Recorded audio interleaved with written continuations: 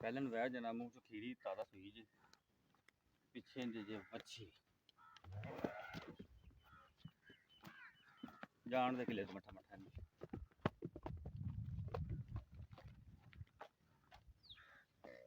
ਜੇਰ ਪੈ ਗਈ ਮੂੰਹ 'ਚ ਖੀਰੀ ਲੋਕੇਸ਼ਨ ਜਨਾਬ ਸਾਡੀ ਹੈ ਪਾਕ ਪਤਨ ਸ਼ਰੀਫ बड़ा खूबसूरत जानवर है माशाल्लाह जनाब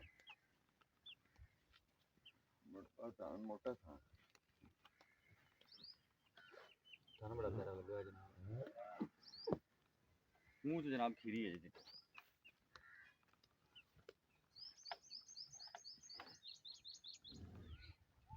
एंदी मच्छी जी